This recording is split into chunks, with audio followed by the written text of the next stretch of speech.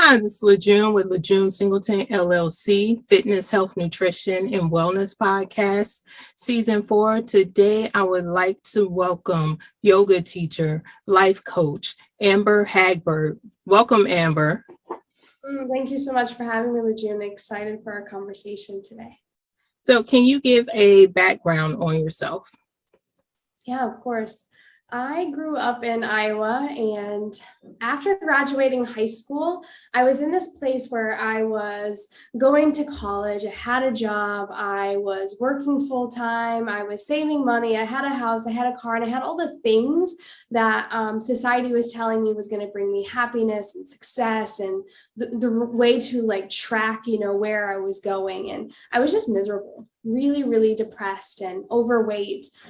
I found yoga, or yoga found me, I like to say, and it really changed my life. It was a pivotal time in my life where I left my 7-8 year relationship. I dropped out of college and I moved across the country to Colorado, where I began to study yoga. That's really when my life journey began, or I found my purpose that took me to Costa Rica, where I've been living now for the last 6.5 years, teaching yoga retreats, leading yoga teacher trainings, and doing yoga life coaching online now as of COVID. And I've been really traveling around the world until COVID happened, and now being able to work with women who are wanting to prioritize themselves, self-care, and really get back into the driver's seat of their car and of their life. Okay, awesome. So moving to Costa Rica, a lot of people say, I want to live in their destination location. But it's always that fear of, well, I don't know if I really can do this. Can I afford it? Things like that. What advice would you give those women? What I say is, when I moved to Costa Rica, I was afraid. When I moved to Colorado, I was afraid. And I always reminded myself that I could go backwards. We never actually know what we're capable of, what's possible, without finding out what's not. And so rather than thinking like, what if it doesn't work out? What if I fail? It's like, it's just a learning lesson. You just get to know more about yourself. And so when I moved to Costa Rica, when I moved to Colorado, I moved with fear, I moved with doubt, but I also moved with that desire to be here, that desire to make it happen. And I believe that if it's meant for you, it'll happen. And if it's not, the universe, God, source will redirect you into a path that you can't see possible right now. I totally agree with that. So with yoga, I know breathing is a big thing. Body movement is a big thing. Can you kind of talk about the importance of yoga? And I know you do like 5-minute practices. Like, does the time frame really matter? Or is it just about taking that time to incorporate it? Yeah, the thing about yoga is it doesn't matter how long you do it, because at first, if you think about doing a 20-minute meditation practice or an hour-long yoga practice, like, I don't have time for that.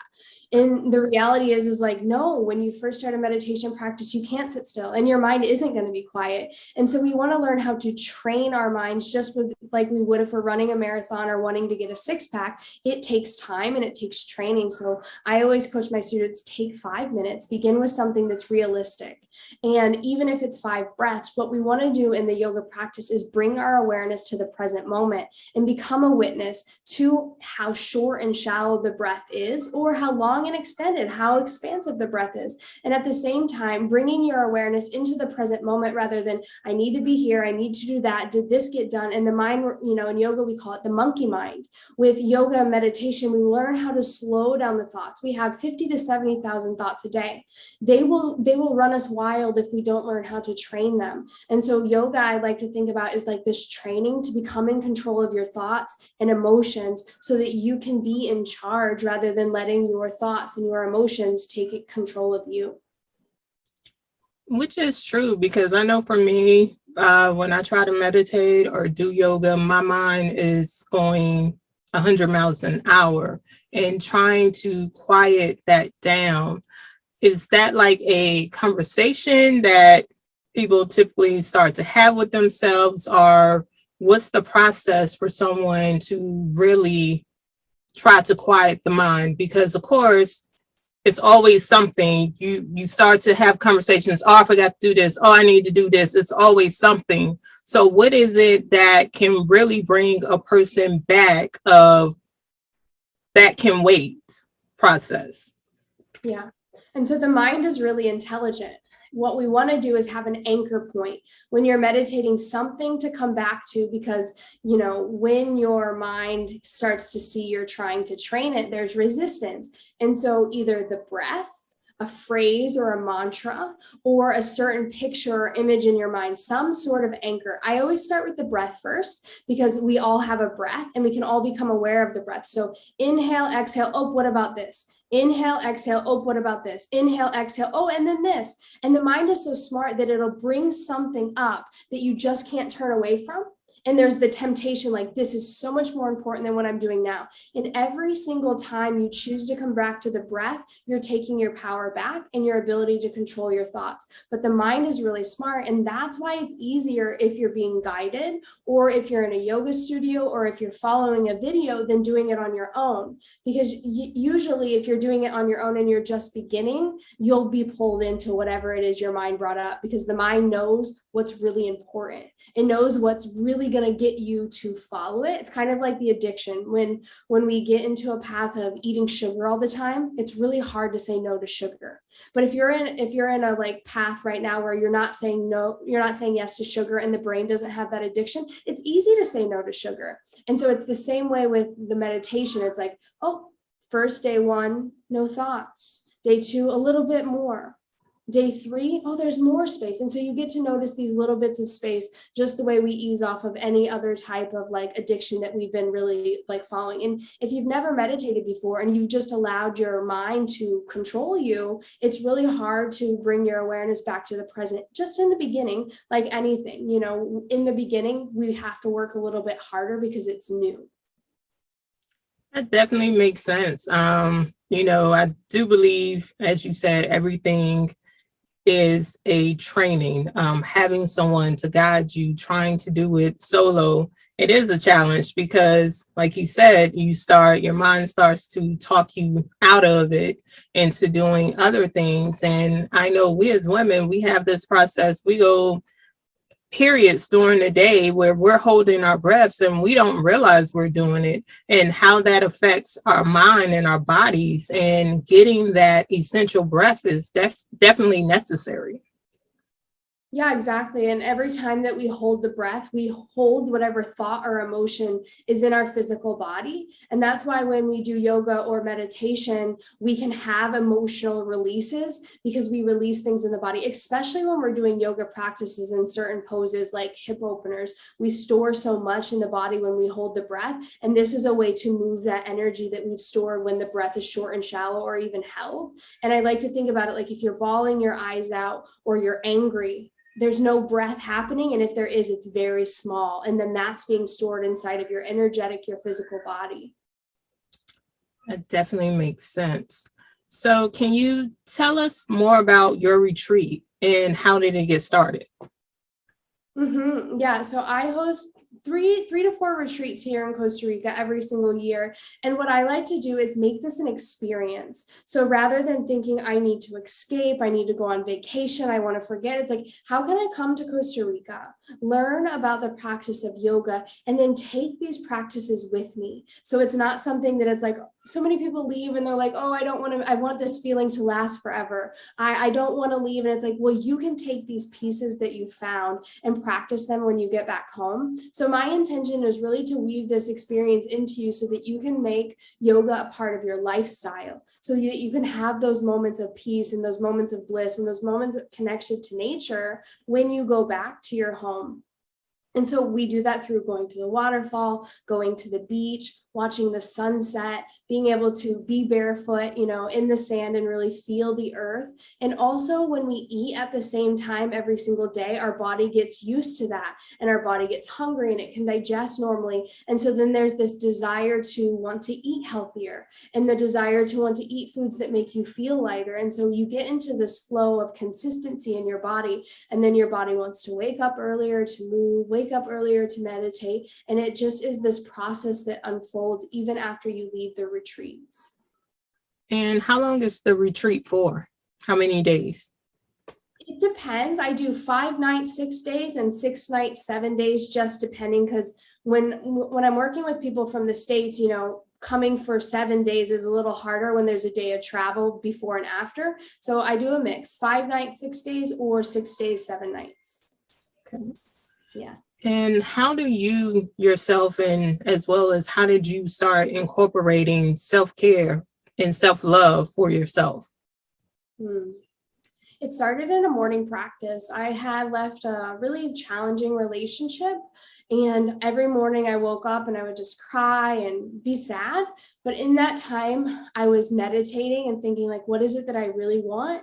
And using that time to be grateful for what I had. So every morning I woke up and just had a gratitude meditation. Grateful for my car, grateful for my body, grateful to be living here in Costa Rica. And I would allow myself to feel those feelings of gratitude in the moment, even when it was a darker time. So my really big commitment to self-love and self-care came at one of those times where it was more sporadic. I practiced yoga, I did meditation, but it wasn't consistently, until there was a time where I was like, I need this. And it really grounded me. And after I seen the effects of a consistent gratitude practice, everything in my life just really started to take off. More opportunities started to come. I got really healthy and really just committed to making this a lifestyle rather than something I dabbled in here or there. And that's where I really started to see the effects of the yoga practices, when it became something I did consistently as a way to take care of myself and love myself through a hard time. That's very powerful, because definitely right now we're still going through that hard period with this pandemic. So what advice would you give women who are, feeling like, okay, this is never going to end, I'm feeling in a dark place? What advice would you offer them? Yeah, it's hard, right? We were told 2 weeks, and here we are two years later, and we don't see an end in sight. And what I've been telling my students over the last 18 months is there's an anchor inside of you that you can always find peace, even when the external world is chaotic. And that's where you can claim your power. So find a practice that works, whether it's going for a walk, sitting by the river, waking up and meditating, writing, moments of gratitude in your journal, or doing yoga. How can you connect to yourself on a daily basis that brings you to this moment of just being here and appreciating the moment as it is? And there's so many ways that we can do this. I love it to be yoga, meditation, being in nature. That's what works for me, but everyone's different. And so when right now we're in a time where we don't know what's going to happen and everything's uncertain, come back to that place of certainty. Take care of yourself.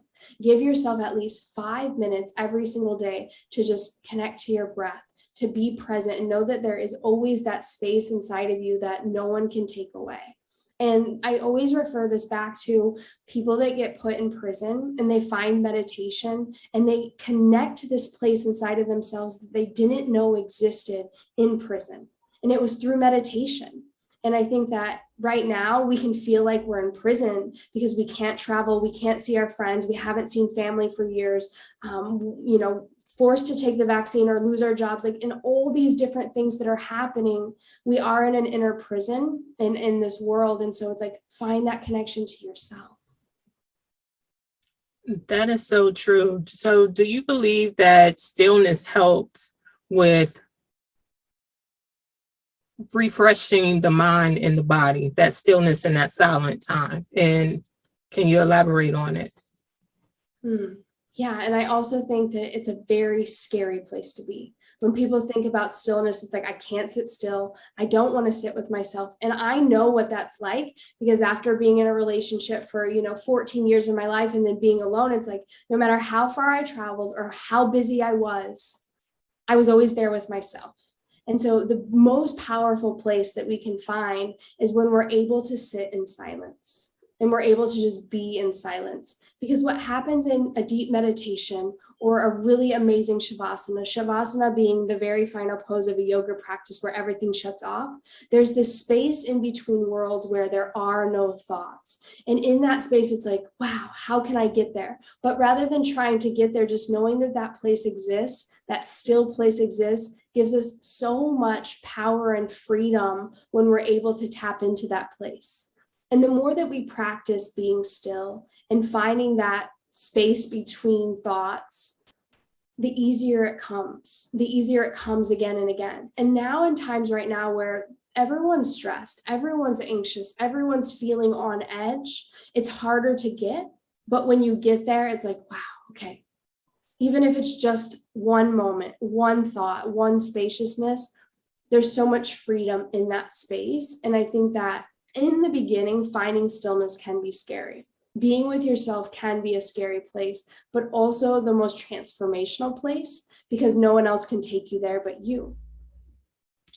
That is absolutely so true.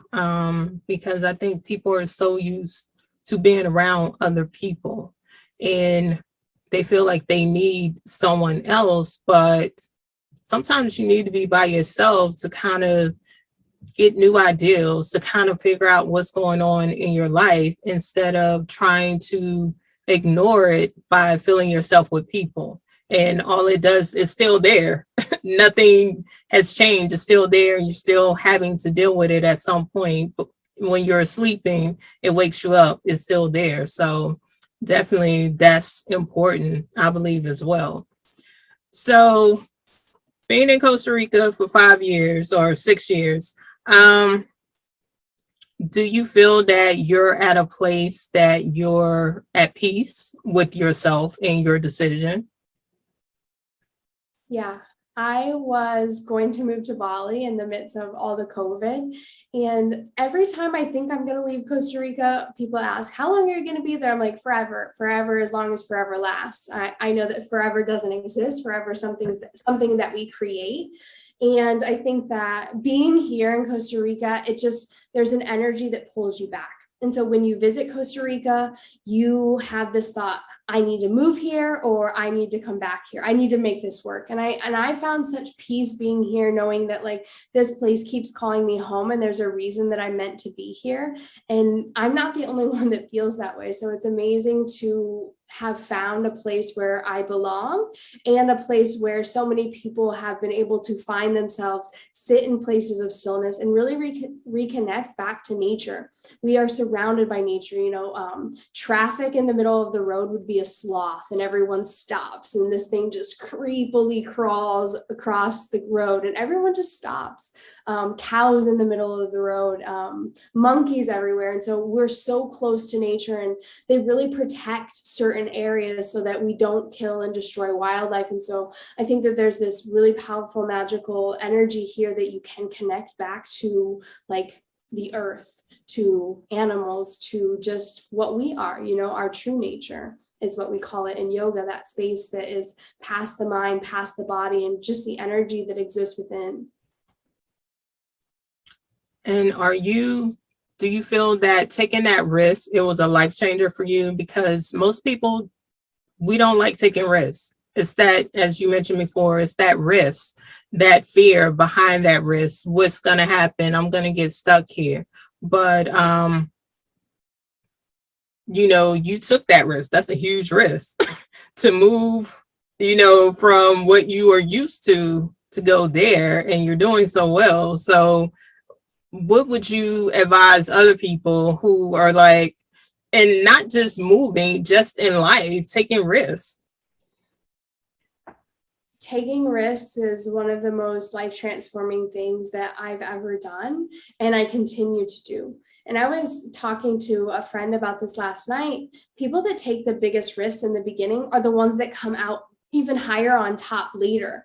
If you were the first one to invest in crypto, first one to invest in certain stock markets, first one to learn a new hobby or activity and teach it to someone, you don't know what's possible without trying. And I think about like Albert Einstein and these other people, Apple, who created the iPhone. That was all in risk. And there was really big consequences in that financially and all the other things that go behind that. And without taking risks, it's like you stay in this comfort bubble.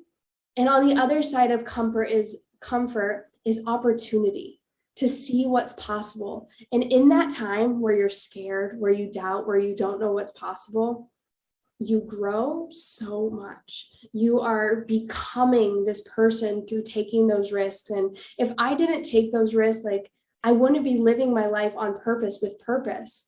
And of course, it could have not worked out. Things could have gone a different direction. And many people do move to Costa Rica and end up going back home. But if I didn't, I wouldn't be here, like leading yoga retreats, teacher trainings, and having some of the best friends in the world. And so if you're on the edge, I just made a post about this on Instagram. It's like, take the leap, because you can be supported by friends and family, be supported by the universe, God, source, whatever you call it. There's so much support around you when you take that leap into the unknown. And my life looks nothing like I thought it was going to when I moved to Costa Rica. I moved here with a boyfriend that I was with for 5 years. We had this huge plan. And when we broke up, it was like, am I supposed to be in Costa Rica? Am I supposed to be here? And I had to redecide, am I here for him and us, or was I here for me? And so it looks nothing like I imagined, nothing like I pictured, but even better than I could have ever pictured it or imagined it before, because of what happened when I took that first risk. And then I left him, and I lived in a country where I didn't know the language, where I was a woman, and they gawk over, the beautiful white woman, and put myself in these uncomfortable situations. And then I grew even more there. So take the risk, because you don't know what's on the other side of comfort. And in your uncomfortable zone, you become someone powerful, someone strong, and someone that can really, make dreams become reality. I admire that you did that for yourself, and it wasn't about, because situations like that, if someone goes to move somewhere for somebody, the first thing they do when the relationship ends, okay, I'm going back home. It didn't work. It's not going to work here. My life is over. So I definitely admire that you found your purpose there instead of going back home.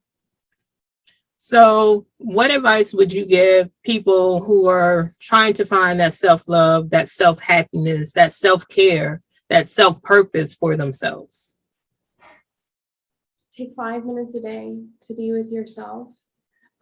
Sometimes we find this place like, Amber, I don't know what I like. I don't know what I want. I don't know what I want to do.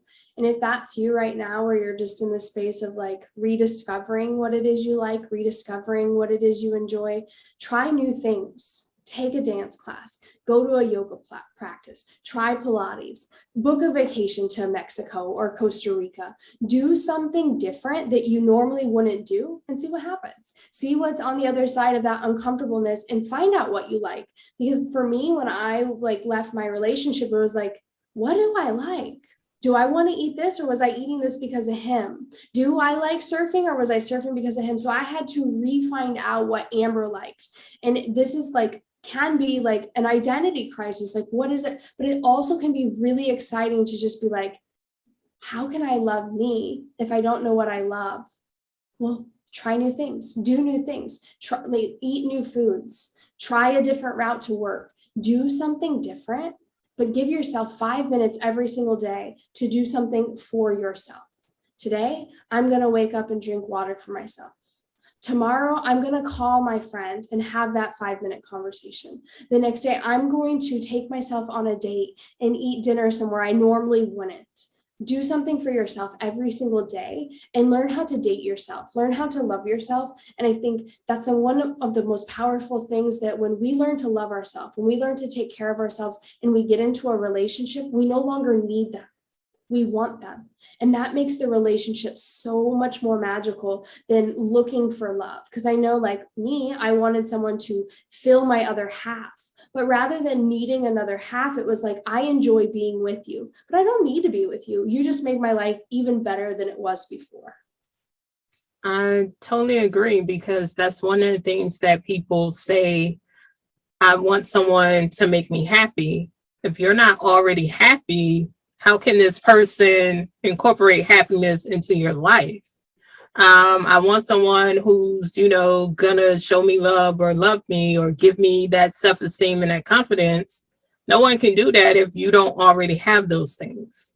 So that was definitely powerful what you said, because, you have to date yourself. You have to start filling those self voids before you try to go outside and find it with other people. Yep. So how can someone sign up for your retreat, and when's the next one's coming up? Yeah, so I have a retreat here in December 3rd through 9th. If you're interested, you can find me on my website, amberhagberg.com. Reach out to me on Instagram or Facebook, again, Amber Hagberg. And we have 2 spots left. So if you're interested, be sure to reach out soon. And then the next retreat will happen in 2022. So just find me on social media, follow me around, and I'll be announcing those dates in the next couple months. Okay. And what can they expect from your retreat? What would they leave with? Yeah, so what we do before the retreat is kind of get to know where you are now, what level of practice you've had, what it is you're looking to achieve. And so there's a process of application before you come in. And then when you arrive, every single day, we're going to dive into different yoga practices, meditations, some sort of philosophy theme. So something that you can incorporate into your life as far as like, how can I be more truthful with myself? How can I be kinder to myself? How can I love myself more? And every single day we'll have journal questions. We'll dive into those things so that when you leave, you're feeling at peace, you're feeling at ease, and you have a toolbox full of tools that you can call upon. How can I be more confident? How can I take that leap? Amber, I've been wanting to do this for some time. How can I do it? And you're going to have those tools to make action. I think that when we have a dream, that's great, but a dream doesn't manifest on its own. You have to take massive action. So we'll get clear on what it is that you want to do and action steps that you can take. So when you leave, you'll have clarity on like what it is you want to do when you go back home, what it is that you want to take with you. And then post the retreat, we'll have an integration coaching class where we just kind of dive into how are you integrating? What did you take with you? And is there anything else that you need to implement? And we can dive in deeper into that post retreat. So I really like to make it this experience where you don't just come here, find peace, find connection, find confidence and joy and create community, but how can you take all of those pieces that you find here within yourself and integrate it into your life back home? And many of the women come and they end up going home and teaching it to their children, to their husbands, and really able to make that lifestyle shift. And so it's life transforming. Okay. And I do like how you incorporate yoga and life coaching together. Can you kind of talk about what was it about those two that you decided to integrate together? Mm-hmm. Yoga for me became a way of life, how I lived my life. And what I mean by that is on the yoga mat, you learn how to let go of the destination. I want to touch my toes. I want to get into handstand. I want to be more flexible. And yoga teaches you that there isn't an end in sight. It's what you learn about yourself as you're becoming more flexible, as you're becoming stronger. It also gives you confidence, right? Because going on your hands, handstand, balancing on your hands, these like back bends, it's like, no, I can't do that. No way. But with a consistent practice, you're like, oh my gosh, I did it. And that confidence that you build in your physical body comes with you off your mat and into your life. How can I quit this job I've been at for 25 years when I want to do something else? How can I have this uncomfortable conversation with my husband when I know it might ruffle some feathers? And what I wanted to do was weave those teachings as how can you live your life based on what yoga teaches you? And I realized that because that's how I was living my life. I became more the embodiment of it, where people are like, oh, I need to go get my yoga done. Oh, I checked meditation off the list. It's like, no, what did you learn when you kept coming back to your breath again and again? That space that you found through a consistent practice. What happens in your life when you consistently talk to your kids in a way that lifts them up? What happens when you talk to your husband in a way that's like open communication consistently? And so what I wanted to do was weave those two worlds of like, how can I take this relationship, yoga, meditation that I'm building with myself and influence my other relationships outside? Because it goes both ways. Your inner relationship is a mere reflection to your outer relationships. So I wanted to weave those two worlds together so that yoga was less about me and more about we. I love that. Thank you so much. Thank you so much for being here. Is there anything else that's coming up for you besides your retreat in December, or anything else that you're working on that people can check out? Yeah, so if you're interested in learning more about what it means to live your yoga off the mat, you can check out my podcast, Yoga Off the Mat, as well as if you want to explore more, like yoga life coaching is like intriguing to you, you've never really heard about it. I do have a one-on-one coaching program as well as group coaching program. We do open enrollment for the group coaching program where I take in 12 people max. So depending on how many women are in the program, how many women stay in the program and do continue in education post our 3-month commitment, there's always spaces available. So if you want to explore more of that, you can reach out.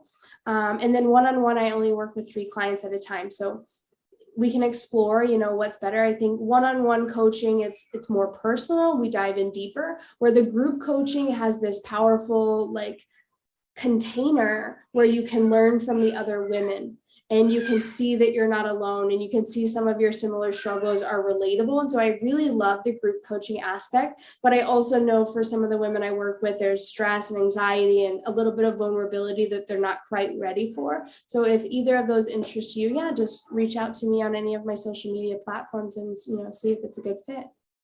All right. Thank you so much, Amber. And would definitely love to check out one of your retreats if the world is still open.